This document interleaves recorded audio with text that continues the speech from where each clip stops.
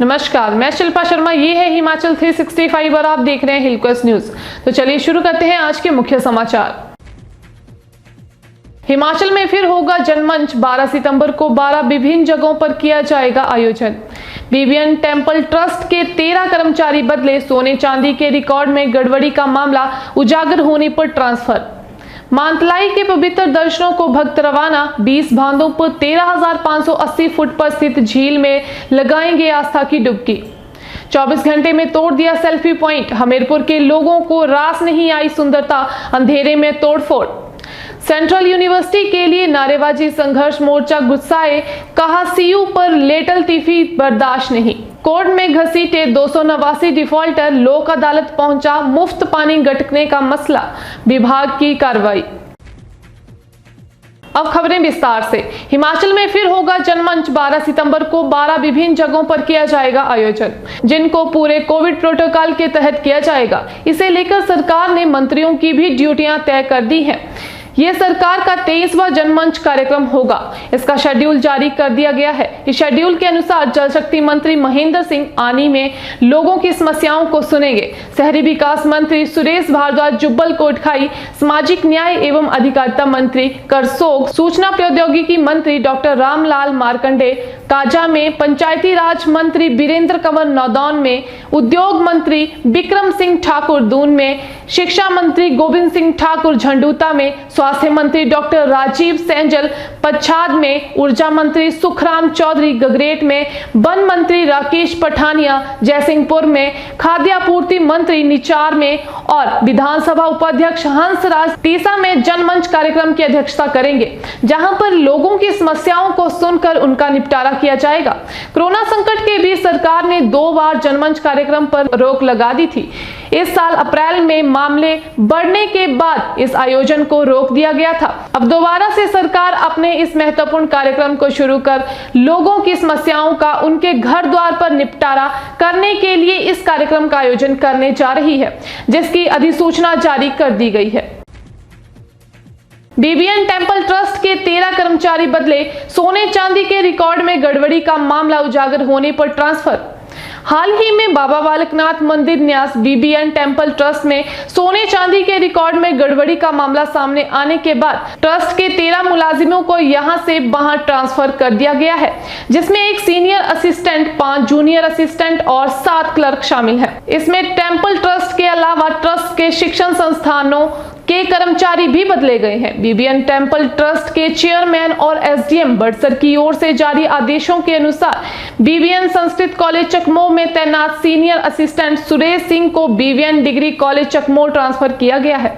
Junior assistant Manoj Kumar को BBN degree college Chakmoh से account branch BBN temple Deotsidh, junior assistant Devendra Singh को BBN temple lease construction store और furniture store से E branch service book record leave, junior assistant Shambhu Ram को BBN temple ration store और अस्पताल store से technical branch auction got lease और अस्पताल, junior assistant Surendra Kumar को ई ब्रांच बीबीएन टेम्पल से काउंटिंग वर्क स्टेशनरी और construction store, junior assistant Rakesh Kumar को पूजा प्लेन बीबीएन टेम्पल से कैंटीन नंबर 2 बीबीएन टेम्पल दियोट से स्थानांतरित किया गया है। मानतलाई के पवित्र दर्शनों को भक्त रवाना। 20 बांधों पर 13,580 फुट पर स्थित झील में लगाएंगे आस्था की डुबकी। समुद्र तल से 13,580 फुट की ऊंचाई पर स्थित प्रदेश की सबसे प्रसिद्ध झीलों में एक मानतलाई झील के दर्शनों के लिए भक्तों का काफिला निकलने लगा है। 20 बांधों की ये होने वाले पवित्र स्थान के लिए 3 से 4 दिनों तक सफर तय कर श्रद्धालु यहां पहुंचेंगे।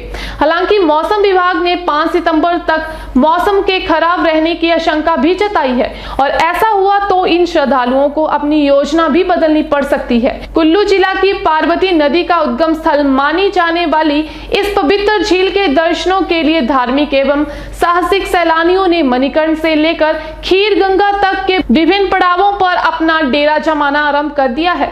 आने वाले 3 दिनों के भीतर ये श्रद्धालु मानतलाई में पहुंच जाएंगे। यहाँ 20 बांधों के मौके पर पवित्र स्नान होगा। मंगलवार के बाद बुधवार को भी पार्वती घाटी के खीर गंगा और मानतलाई का ये सफर जारी रहेगा।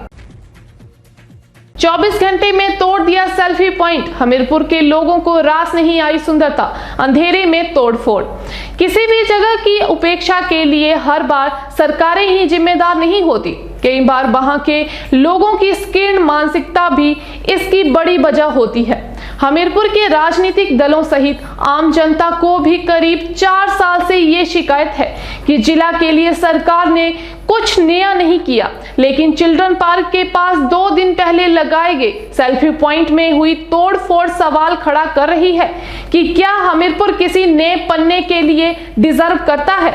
2 दिन पहले रविवार को जिला से ताल्लुक रखने वाले समाज सेवी आशीष शर्मा ने युवाओं की डिमांड पर पर्यटन स्थल शिमला, मनाली, धर्मशाला, चंबा, किन्नौर व खजियार की तर्ज पर शहर के हीरानगर स्थित चिल्ड्रन पार्क में सेल्फी पॉइंट स्थापित करवाया था। 2 दिन में ही ये सेल्फी पॉइंट युवाओं व शहर के लोगों के लिए काफी आकर्षण का केंद्र बन गया।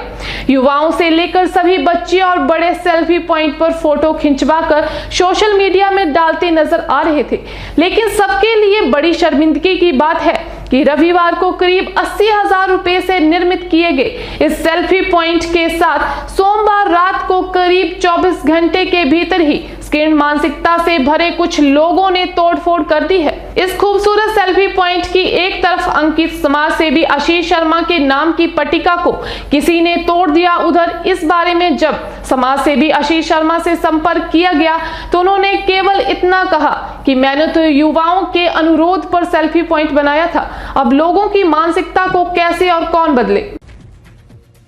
सेंट्रल यूनिवर्सिटी के लिए नारेबाजी, संघर्ष मोर्चा गुस्साया, कहा सीयू पर लेटलतीफी बर्दाश्त नहीं। सेंट्रल यूनिवर्सिटी को कागजों से हकीकत में बदलने के लिए फिर से शुरू हुई मुहिम में सीयू संघर्ष मोर्चा देहरा ने मंगलवार को सीयू की जमीन की निशानदेही प्रक्रिया शुरू न होने पर नायब तहसीलदार चौधरी सुरेंद्र कुमार की मार्फत सरकार एवं संबंधित विभाग को हो रही लेट लतीफी पर ज्ञापन भेजा।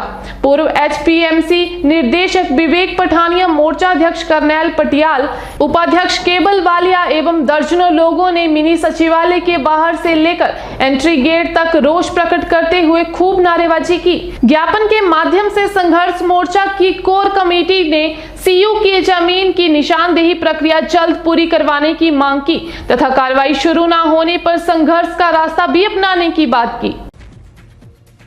कोर्ट में घसीटे 289 डिफॉल्टर, लोक अदालत पहुंचा मुफ्त पानी गटकने का मसला, विभाग की कार्रवाई। जल शक्ति विभाग हमीरपुर में फ्री पानी गटकने का मसला लोक अदालत पहुंच गया है। निर्धारित समय पर बिल जमा न करवाने पर जल शक्ति विभाग ने 289 डिफॉल्टरों के नाम अब कोर्ट में भेज दिए हैं। डिफॉल्टरों से पिछले 4-5 वर्षों से बिल की अदायगी नहीं हो पाई है। ऐसे में जल शक्ति विभाग के लाखों रुपए कई वर्षों से फंसे हुए हैं, जिन्हें निकालने में विभाग लगा हुआ है। बता दें कि जल शक्ति विभाग हमीरपुर ने फ्री पानी गटकने वाले 289 डिफॉल्टरों के नाम लोक अदालत को भेज दिए हैं। अब कोर्ट में ही डिफॉल्टरों से बिल के पैसे वसूले जाएंगे। बताया जा रहा है कि संबंधित डिफॉल्टरों ने 4-5 वर्षों से पानी का बिल नहीं भरा है। विभाग को प्रत्येक डिफॉल्टर से 3,000 रुपए से अधिक की राशि लेने को है। गौरतलब रहे कि जल शक्ति विभाग डिफॉल्टरों उपभोक्ताओं को समय समय पर नोटिस भेजता आया है, लेकिन उपभोक्ता फिर भी बिल जमा करवाने में आगे नहीं आ रहे थे। ऐसे में जल शक्ति विभाग को संबंधित उपभोक्ताओं के नाम मजबूरन कोर्ट में भेजने पड़े हैं। जल शक्ति विभाग हमीरपुर की माने तो 2700 डिफॉल्टर करीब 28 लाख रुपए का पानी फ्री में गटक रहे थे। ऐसे डिफॉल्टर उपभोक्ताओं को 15 अगस्त तक बिल जमा करवाने के निर्देश दिए गए थे। सहायक अभियंता ई सुखदेव ने बताया कि जल शक्ति विभाग हमीरपुर से 289 डिफॉल्टर उपभोक्ता बार बार नोटिस के बाद बिल की अदायगी नहीं कर रहे थे। ऐसे में डिफॉल्टर उपभोक्ताओं के नाम लोक अदालत में भेजे गए हैं ताकि डिफॉल्टरों से लाखों रुपए की वसूली समय पर की जा सके। तो मैं शिल्पा शर्मा अब आपसे विदा लेती हूँ। धन्यवाद। देखते रहिए hill quest news channel. Like, share, subscribe करना ना भूलें।